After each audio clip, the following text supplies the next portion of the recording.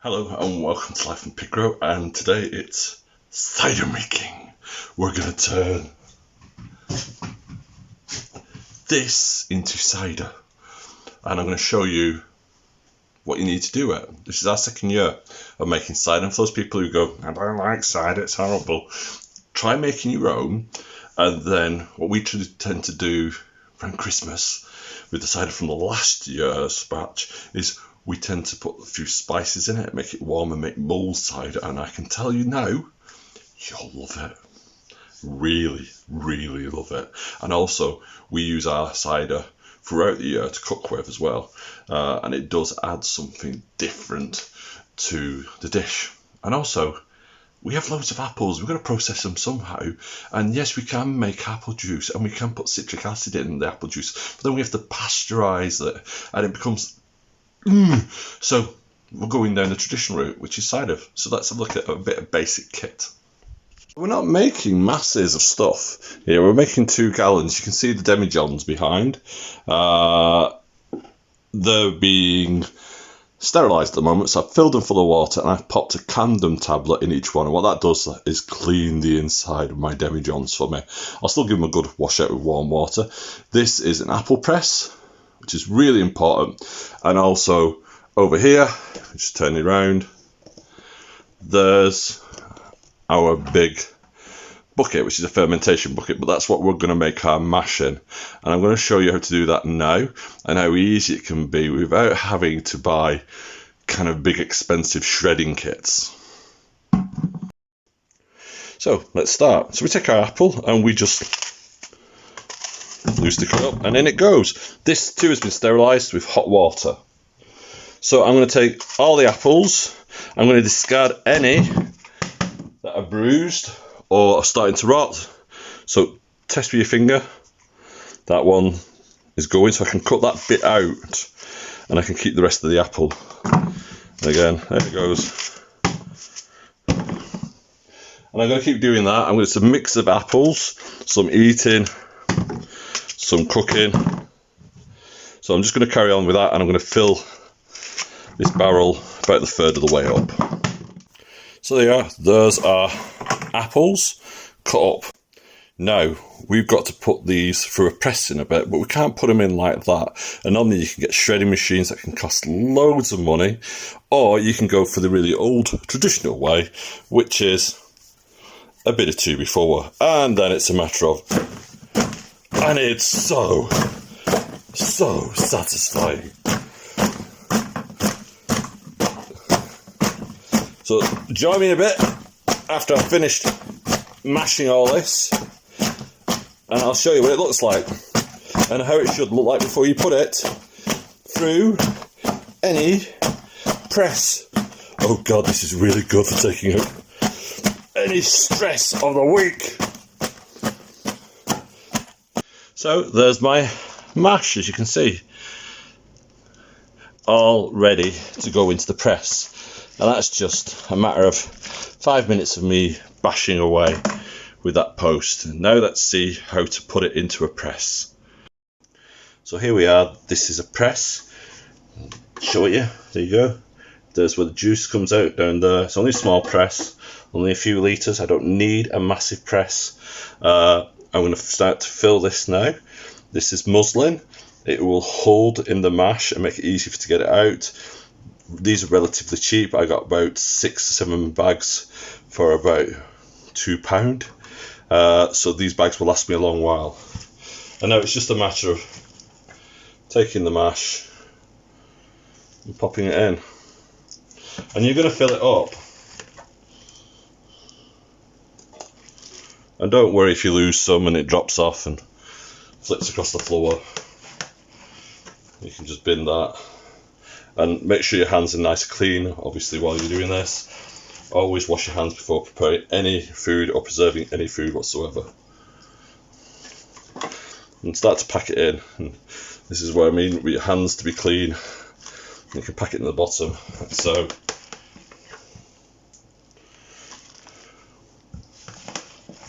and we're going to do this until it's all full up. Okay, so we're going to come back to that. So the press is now full up, so I can take the muslin push it across like so. And what I want to do then is I want to start to put block work on it. And normally most presses come with 2 half blocks that look like that. And you pop that on there, and you pop that on there, like so. Now, that goes down, but the problem with that is when you start to crank it around, which we will be doing, it'll go down there and you'll lose it. So what I tend to do is I get a block like that to go on top and a block like that to go on top. Then I get 2 more blocks like that, and then I put that on. So just move it up so you can see. There you go, so that's on there now. And then I put my turn wheel on. And down it goes like so. Now I'm going to turn this in a minute with the handle. That handle goes in like so. And I'll start to turn it. But before I do that, you need to see how I'm going to collect the juice. So all I need is a jug. There you go.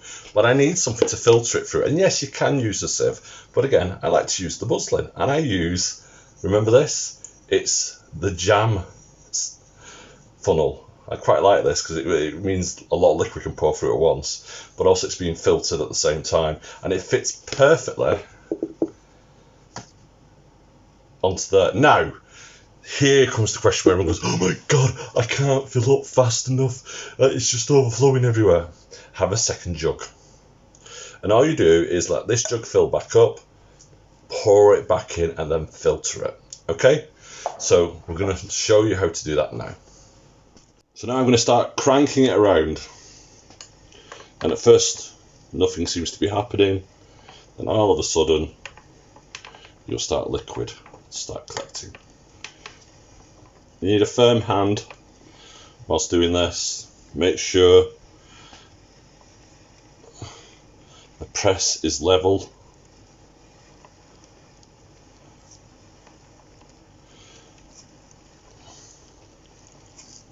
There we go, can you see it? And stop. Let it go. Don't keep pressing it. Just let it collect. Isn't it wonderful? That apple's wonderful. And then turn again. You don't want to flood. You want to take your time. It's a few turns at a time. There you go. Now it's really starting to flow.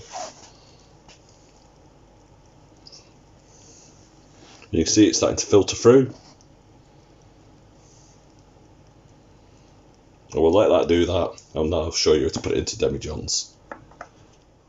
So yeah, there's my apple juice. Just take that off.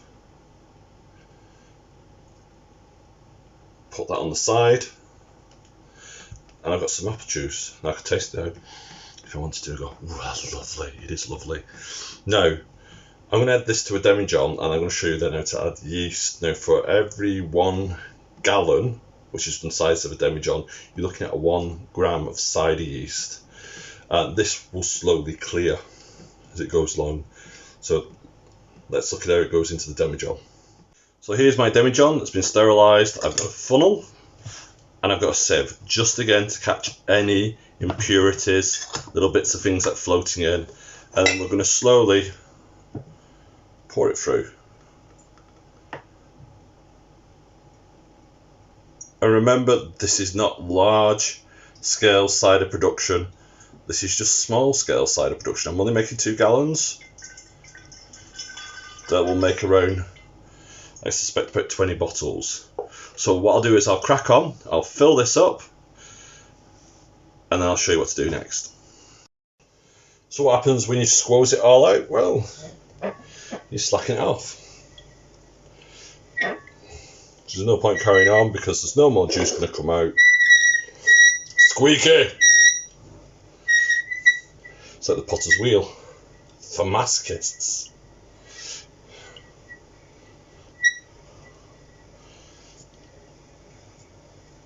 I can take that off now. Just use my hands, take it off the final bit.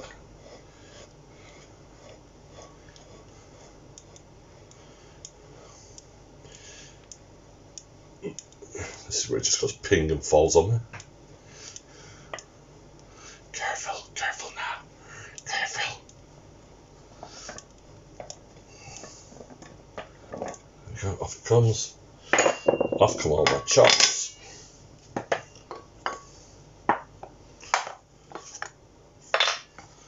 And what I can do then is I can lift the whole thing off, and I can punch this out, which is called a cake, and that can be got rid of.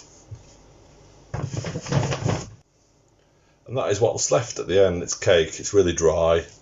You could feed it to your chickens if you wish to, or I don't know, maybe you could make a fruit leather out of it. We just compost it.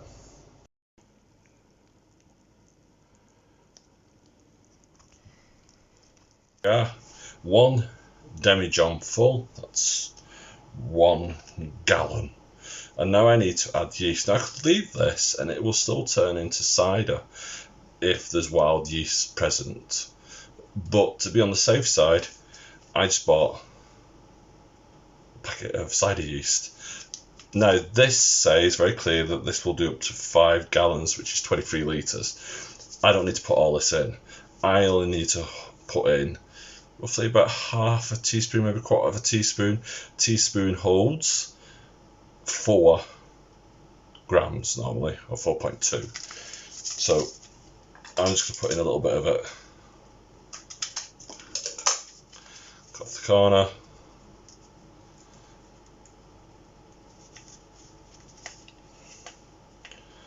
Open it up a little bit. And pour it in.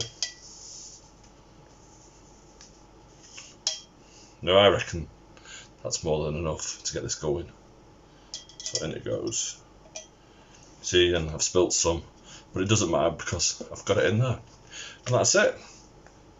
All I need to do now is add an airlock, which is this, which you fill with water to exclude air, and then you pop it in here, like so, and leave it alone.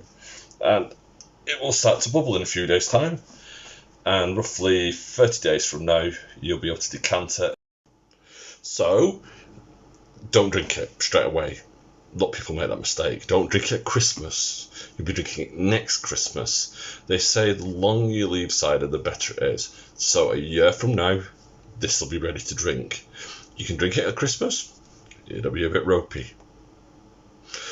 So that's it from Life in Pig Row. Until next time, have a lovely weekend. Bye bye.